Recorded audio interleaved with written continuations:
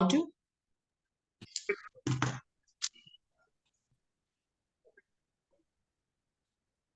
Olá, eu estou com... Aqui é Cláudio Blanc, jornalista, editor, curador do Projeto Memória, e eu estou aqui com o Chiquinho Pereira, presidente do Sindicato dos Padeiros de São Paulo. A gente vai conversar hoje sobre o problema muito sério no Brasil, que é o trabalho análogo à escravidão. Recentemente, nós tivemos aí um caso de bastante repercussão nas vinícolas do Rio Grande do Sul, da Serra Gaúcha, três delas, inclusive duas muito famosas, a Aurora e a Celton, que inclusive são premiadas nos vinhos que eles produzem em festivais internacionais. Esse é um problema muito sério no Brasil e a gente tem notícias de casos semelhantes com muita frequência. Eu gostaria de perguntar para o Chiquinho como que é isso na indústria de panificação. Eu sei que você lutou muito, Chiquinho, contra isso nas padarias nos anos 80, início dos anos 90, porque isso existia. Você pode comentar e contar da sua experiência, por favor? Sim, primeiro, Cláudio, é um prazer muito grande aqui estar conversando com você. Um jornalista, né, uma pessoa da área de comunicação extremamente comprometido com as coisas sérias, com as coisas importantes, e de forma que, se a gente puder passar nossas experiências, que é o que eu vou tentar fazer agora, e puder divulgar, eu acho que a gente estaria oferecendo à sociedade pelo menos um pedaço, dar alguma coisinha a título de contribuição para tentar diminuir e erradicar um mal, uma chaga tão comprometedora, tão vergonhosa quanto como é a questão do trabalho análogo à escravidão, que nos envergonha, nos envergonha. Então, eu passei por muitas experiências assim, dentro de padarias, confeitarias. Então, trabalhei no setor desde garoto, né, desde adolescente, né, passando de criança, adolescente e tal, e vi muita coisa dentro de padaria. Muita coisa realmente que nos deixa realmente preocupados. Tanto que até hoje, né, ainda tem resquícios importantes disso dentro de padaria. Trabalho análogo à escravidão e trabalho realmente perigoso que tem trazido, até por falta de orientação e tal, muitos acidentes graves dentro do setor de panificação e confeitaria. Então, mas eu fui testemunha, até porque nesse trabalho dentro do setor de panificação, eu cheguei a ficar muitos dias fora de casa, dentro da empresa. Eu não estava preso, evidentemente, por uma ordem, mas estava preso por uma agenda de trabalho que existia e, bom, você trabalha até não ter mais resistência física. Então, o que acontecia quando essa exaustão acontecia, a gente sentava ali no chão ou deitava em cima das pilhas de farinha ou nos tabuleiros, que antigamente não tem mais tabuleiros, mas antigamente era os tabuleiros de madeira que você deixava o pão para descansar, para fermentar até chegar ao ponto de ir ao forno, você virava o tabuleiro de costas, né? E deitava ali em cima, um saco de açúcar de 5 quilos era o seu travesseiro, e ficava por ali. Quer dizer, o cansaço era tão grande que você literalmente apagava, apagava. E às vezes você era despertado, né? Assim, com uma voz muito ríspida, ou então sendo, às vezes, cutucado, ou às vezes até mesmo chutado, né, com o pé, acordando a pessoa. Vi isso acontecer com uma quantidade grande de trabalhadores, de padeiros e outros profissionais dentro da indústria de panificação, sendo acordado realmente desta forma, e sem nenhum respeito, simplesmente chamando a atenção da pessoa se ela não tinha observado que ela tinha um compromisso, tinha hora, tinha que fazer o trabalho e assim por diante, né? E sem nenhuma preocupação se tinha alimentação, se as condições de trabalho eram insalubres ou não, que na sua grande maioria totalmente insalubre e por aí vai, né? Então, eu sou testemunha dentro do nosso setor do que aconteceu. Hoje ainda acontece, ainda nós temos situações como essa, ainda pontuais, mas temos situações como essas dentro do setor de panificação, situações realmente análogo à escravidão e assim por diante. É uma vergonha, mas é por isso que a gente tem que discutir, por isso que a gente tem que combater. Agora, nos dias de hoje, Cláudio, você está ter uma situação como essa é um retrocesso humano, é uma coisa realmente que coloca o ser humano, francamente, é uma vergonha. Nós somos diferentes dos outros animais exatamente porque a gente tem inteligência, né? Nós podemos construir as coisas com inteligência e numa discussão como essa, construir um ambiente bom para todos os seres humanos e até mesmo para os animais que não têm a inteligência que nós temos. Então, é exatamente por conta dessa inteligência, até que você admitir a existência de trabalho escravo, um trabalho que é penoso, um trabalho que é literalmente desgastante, humilhante, né? Você diminui a pessoa a uma condição de nada. Então, é inaceitável uma situação dessa do ponto de vista humano. Não tem como aceitar uma situação como essa. Então, por exemplo, o caso que aconteceu ali nas vinícolas, lá no Rio Grande do Sul, realmente é simplesmente deplorável. E o que é mais deplorável ainda é você ver uma autoridade pública, né, como foi o caso de um vereador, fazer uma defesa que, por mais que depois pedisse desculpas assim ou assado, mas na primeira fala dele ele deixou muito claro o que ele pensa e como ele age, o que ele quer e assim por diante. Isso é a coisa que nos deixa mais preocupado, porque você sabe que tem gente de poder aquisitivo alto que não precisaria executar o trabalho, levando um grupo de pessoas assim a uma situação extrema, como foi o caso que aconteceu lá, e outras situações que são bastante semelhantes. Né? Isso é apenas uma situação que teve lá no Rio Grande do Sul, mas por este Brasil afora, a situação é bem grave.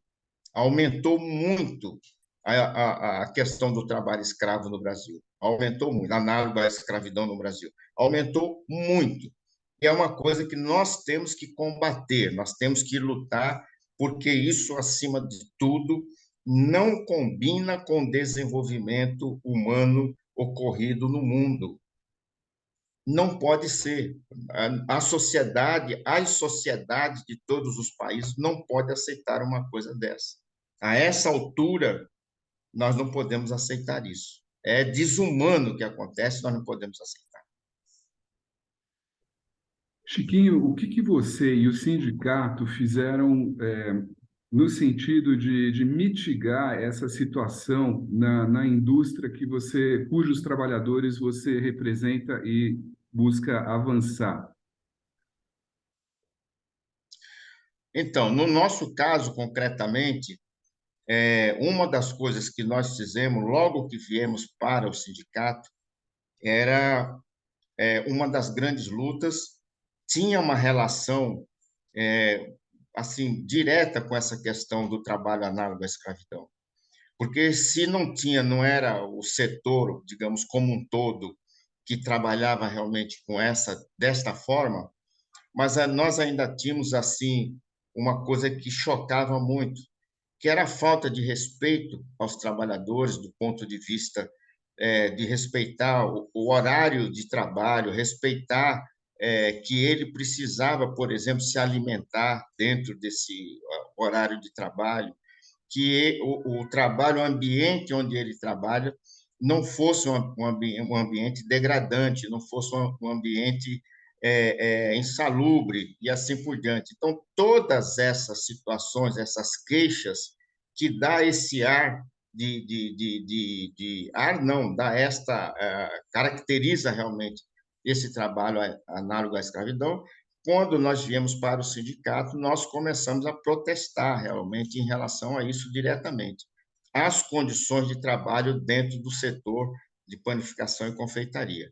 E foi a partir daí, Cláudio, que nós conseguimos também sensibilizar, à época, muitas autoridades, quando ainda existia o Ministério do Trabalho, com um corpo de fiscalização importante, quando existia aí a vigilância sanitária, né, com responsabilidade, e atendia, às vezes, as nossas queixas, visitando os ambientes onde essas pessoas trabalhavam, e eu assisti e fui até, assim, de certa forma, apontado pelo fato de uma fiscalização de vigilância sanitária, por exemplo, interditar uma padaria até que ela fizesse a higienização necessária para poder continuar produzindo alimentos e as pessoas poderem consumir. Mas nessa situação toda, tinha um elemento que pagava mais caro essa situação, que era o próprio trabalhador que estava ali naquele meio e assim por diante. Então, nós usamos muito a força do sindicato, nos organizamos e discutimos muito com os donos de padaria. Hoje nós temos uma convivência muito pacífica. Hoje a gente discute com os presidentes dos sindicatos patronais, que são dois, discutimos com os donos de padaria. Hoje a gente tem acesso aos donos de padaria para uma conversa, né? E tem alguns aqui que resistem, que não quer, esses aí a gente trata de uma outra forma. Mas o ambiente, realmente, a gente construiu um ambiente que ficou melhor para se trabalhar essa questão do trabalho duro, do trabalho insalubre, do trabalho difícil, que era trabalhar dentro do setor de panificação e confeitaria. Ainda tem pontos, evidentemente, de resistência. Nós, inclusive, neste momento, nós ainda temos aí situações que vai precisar digamos, uma participação de algum órgão do Estado para poder ajudar a fazer com que esse empregador ele sente de forma adulta, converse sobre o problema que ele tem na empresa dele, que é um problema realmente grave, não só para os trabalhadores, mas grave também para o consumidor, porque nessa história toda nós estamos falando de alimento perecível, inclusive. Alimento que é produzido agora e é consumido agora também, né? Não fica coisa para o dia seguinte e assim por diante.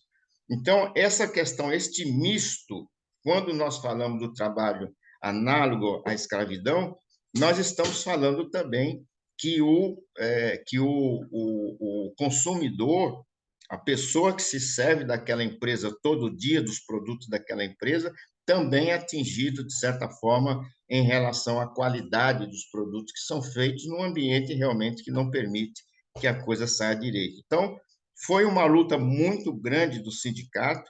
Hoje nós temos, digamos, um espaço melhor para discutir, mas combater esta situação foi através de ação do sindicato direto nas empresas, ação dos órgãos de fiscalização que poderia ajudar a combater isso, e até, em algum momento, os consumidores, que às vezes não entendiam direito o nosso papel ali, e nós éramos obrigados também buscar ajuda com o consumidor, dizendo que a situação em que a gente trabalhava naquelas empresas eram degradantes ao ponto em que comprometia também o produto que ele estava consumindo e assim por diante.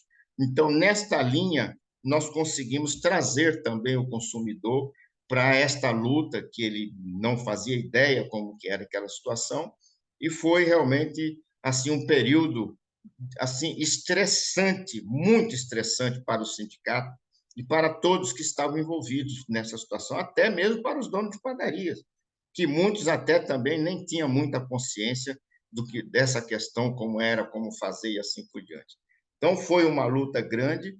Hoje, eu digo, a gente tem um acesso maior, mesmo tendo alguns pontos que é necessário usar um pouco, digamos, de força, um pouco de energia para poder sanar alguns problemas que ainda existem.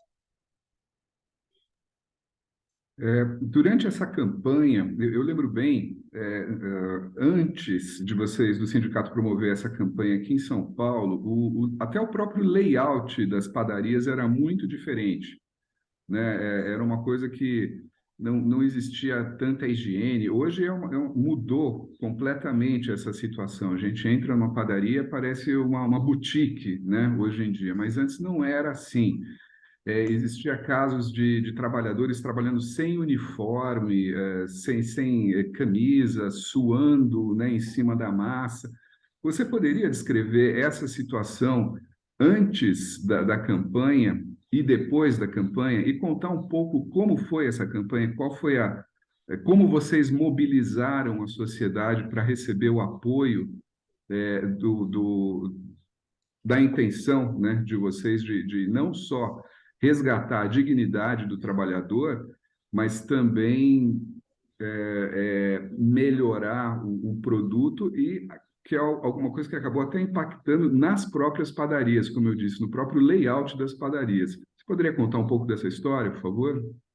Sim, nesse período, Cláudio, a luta assim ela era muito intensa.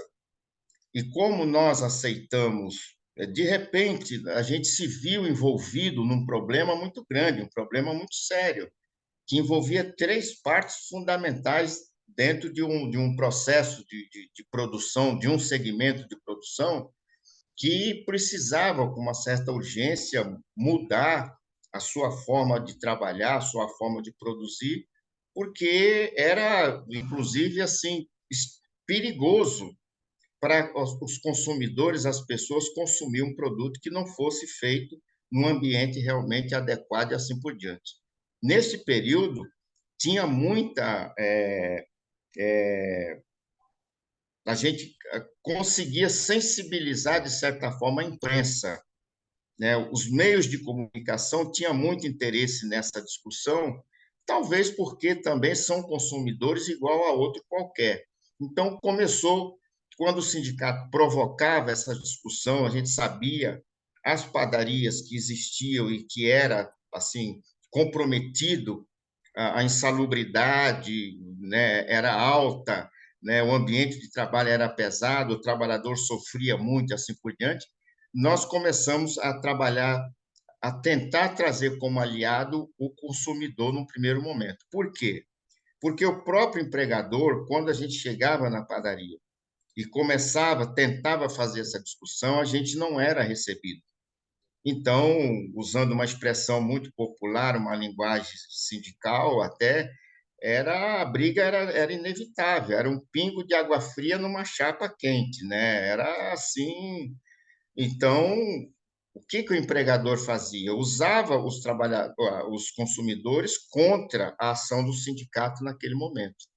E aí, evidentemente, que os consumidores é, ficavam do lado dos empregadores, e aí também isso acabou dando oportunidade para nós, que queríamos resolver o problema de forma sem fazer muito barulho, mas como essa coisa foi aberta, foi, digamos assim, a chaleira foi destampada, então nós resolvemos fazer o quê? Nós vamos contar para os consumidores em que forma, ou de que forma, ou em que ambiente é produzido aquilo que ele leva para dentro da sua casa, para a sua família se alimentar e assim por diante.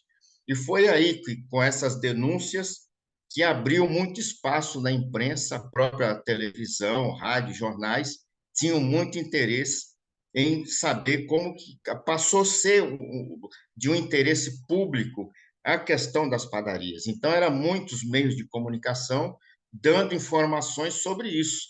Nós tivemos aí programas dominicais, por exemplo, altamente importantes, né?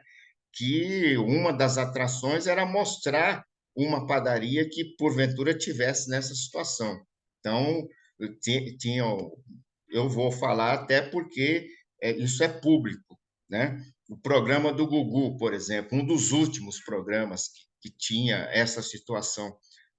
Todo final de semana tinha uma padaria que era mostrada ali a situação, como isso acontecia.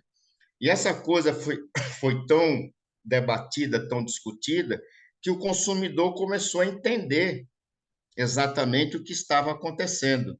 E aí, ao contrário, como ele foi convidado pelo patrão para se somar a ele e combater o sindicato, quando ele começou a sentir e ver a presença de rato, de baratas, de essa coisa toda dentro das padarias, com os insetos, bichos com os quais a gente convivia, gato, cachorro, tal, não sei o quê, eles começaram a entender que a nossa luta era uma luta justa. E aí começou a exigir realmente dessas padarias uma transparência maior no que acontecia.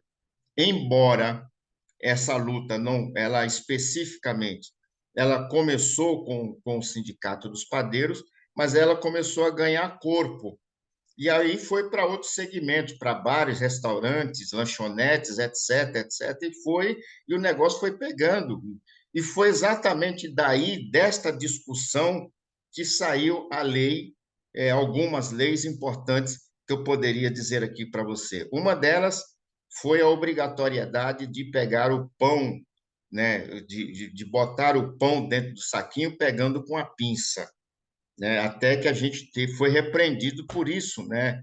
O setor patronal disse, pô, mas como é que você faz um negócio desse, você apoia um projeto desse? Se já é difícil colocar o pão dentro do saquinho com a mão, imagine com uma pinça, como é que vai ser isso? Né? Então, esta separação, por exemplo, de quem pegava o pão para o caixa antigo era aquele caixa que pagava com dinheiro, ao mesmo tempo que você pegava o dinheiro, punha o dedo na língua para contar as notas, e era a mesma mão que ia pegar o pão e botar no saquinho, ou embrulhar, ou coisa. Então, era mais ou menos isso. Esta situação toda, Cláudio, gerou esse negócio de pegar o projeto de lei da Câmara Municipal de São Paulo, de pegar o pão com uma pinça, mas gerou outros projetos extremamente importantes que têm valia até hoje. Por exemplo, hoje as empresas que trabalham com este tipo de alimentação, bares, restaurantes, padarias, confeitarias, etc., são obrigados a mostrar a cozinha, é chamado de cozinha, mas o ambiente onde é produzidos os alimentos, né, para o consumidor, se ele desejar. Então, até pouco tempo, era obrigatório, era não, ainda é obrigatório você ter um papel, né, um aviso, né, em uma parte do estabelecimento, onde o cliente possa ver, logo que chega, que diz, olha, pode visitar a nossa cozinha, então visite a nossa cozinha e assim por diante. Então, toda essa luta teve estou dando aqui detalhes, inclusive, porque como eu fiz parte disso durante todo o tempo, fui um daqueles que trabalhou de short, de calção, sem camisa, no máximo uma camisetinha regata, com uma chinela havaiana no pé e tal, não sei o quê. Fui uma das pessoas que passou por isso. Então, eu tenho, digamos assim, propriedade para poder dizer com detalhes realmente o que aconteceu. Mas foi mais ou menos dentro dessa linha, e esse embate na disputa pela cabeça do consumidor foi uma luta realmente muito interessante, mas que começou do lado dos empregadores, em algum momento veio para o lado dos trabalhadores por uma necessidade deles, porque eles não é nada ideológico, não era nada político, não tinha nada a ver com isso, mas tinha a ver realmente com o consumo, de ser um consumidor que paga um produto a um preço que está estabelecido lá por ele, sem questionar o preço, e às vezes está levando um produto contaminado para dentro de casa e assim por diante. Então, esta luta foi assim muito dura, mas gerou algumas leis, e esta lei de abrir o estabelecimento para o consumidor visitar onde é feito os produtos, na minha opinião, foi uma das conquistas mais importantes. Não está, talvez, em nome do Sindicato dos Trabalhadores Padeiros. Não tem nenhum problema, mas quem ganhou com isso foi a sociedade, foi o consumidor, que é a nossa visão, né, de trabalhar com uma visão maior, não só para a categoria, mas para o conjunto da sociedade, que são aqueles que indiretamente, aliás, diretamente, são aqueles que são verdadeiramente os nossos patrões. O Brasil tem um passado escravagista muito forte, que continua influenciando as relações sociais até hoje. Durante 388 anos da nossa história, esse país foi um país escravagista.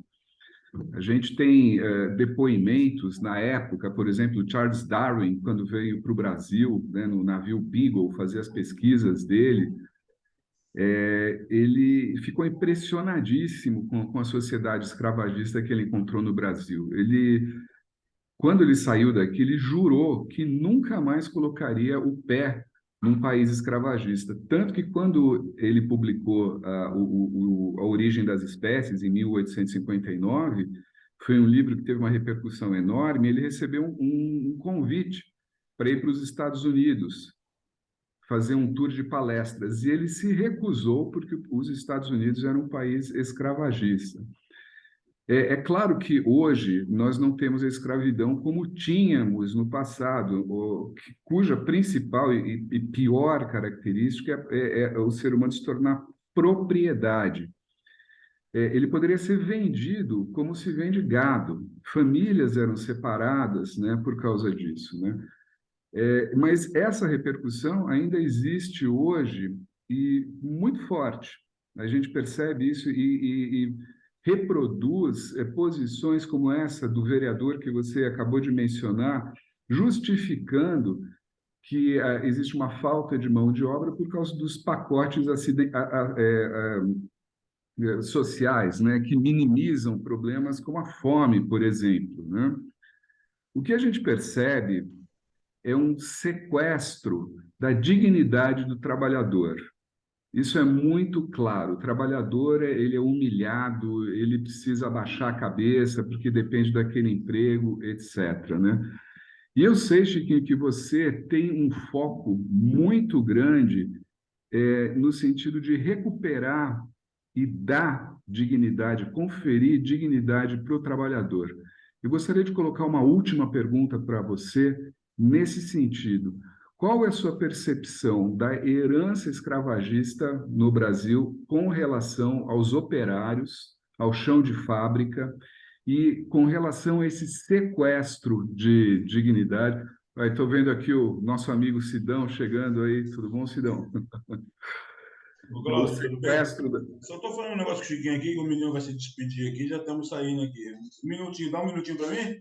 Ah, a gente já está acabando, é a última questão aí. Aguenta Ah, só um minutinho, tem 5 minutos. Desculpa a interrupção aí.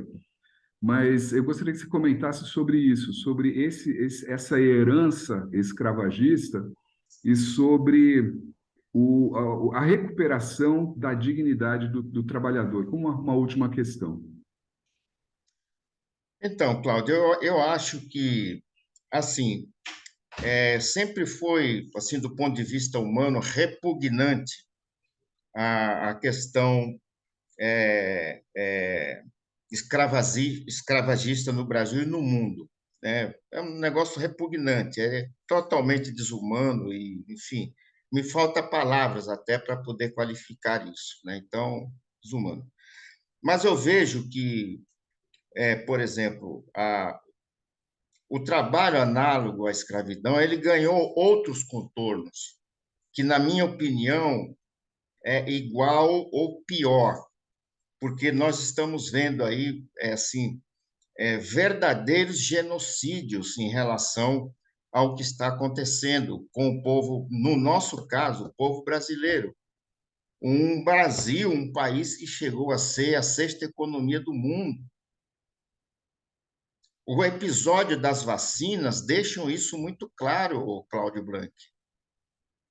Que é você ter um chefe de Estado que deliberadamente, tá, não compra a vacina para o seu povo, né? E esse povo morrendo como vem morrendo não é questão de ter mais ou menos, não é questão simplesmente de vida, morrer ou viver. Então, esse tipo de situação demonstra que essa situação escravagista ela não terminou no mundo. Ela continua com outros contornos, mas o resultado é basicamente o mesmo. E desta forma que eu estou colocando, pior ainda, porque não dá chance nem para a pessoa viver. A pessoa morre. Te dou um outro exemplo, extremamente repugnante para o mundo, o que está acontecendo com nossos índios e Yanomamis. Como é que pode uma coisa dessa? Você tem ali, por ordem de um chefe de Estado, a invasão da terra desses índios para ser explorado os minérios, o que existe ali de riqueza e etc., de uma forma simplesmente que acaba, extermina com uma quantidade de pessoas, de gentes, contaminando a única fonte de alimento que as pessoas têm, por exemplo, a água, com chumbo, com mercúrio, com todo tipo de metal pesado para poder extrair os minérios, né? Contaminando os peixes, que é a alimentação principal dessas pessoas, e a televisão mostrando isso realmente de forma... uma pessoa, uma grade de pessoa de osso recoberto por pele apenas. Não é possível, Cláudio, francamente, ao ver isso, a pergunta é inevitável. Nós, de fato, por ser seres humanos racionais, nós evoluímos? Não é possível uma coisa dessa. Então, eu vejo essa questão assim, que ela ganhou outros contornos. E se nós não efetivamente não fizermos a nossa luta como tem que ser feita, dura, pesado, o embate direto para acabar com essa chaga que existe no Brasil e no mundo, nós vamos continuar assistindo situações tão drásticas como foi o regime escravagista, como foi a questão do nazismo na Alemanha, que repercutiu no mundo inteiro. Nós estamos reproduzindo isso, não em outra parte qualquer, senão no pulmão do mundo, que é os estados realmente do norte, que tem a Amazônia, onde vivem os nossos índios e assim por diante. Esta é a situação. Então, esse trabalho escravo, ele ganha outros contornos hoje e passa a ser uma coisa realmente extremamente repugnante, que mata literalmente as pessoas. Não dão chance sequer no regime escravagista, pelo menos alimento era dado para essas pessoas para que eles tivessem força para poder trabalhar e produzir aquilo que os senhores de escravo queriam que produzisse. Agora não. Agora já vai para eliminação completa, ou pela falta de vacina no estado ou nos centros mais civilizados, ou vai para dentro de uma Amazônia onde vivem os índios, os indígenas, ou melhor dizendo, ou povos originários, e aí matar literalmente essas pessoas de fome, de sede, de doença, de tudo aquilo que, francamente, desculpe a emoção, mas são temas realmente que me roubam, digamos,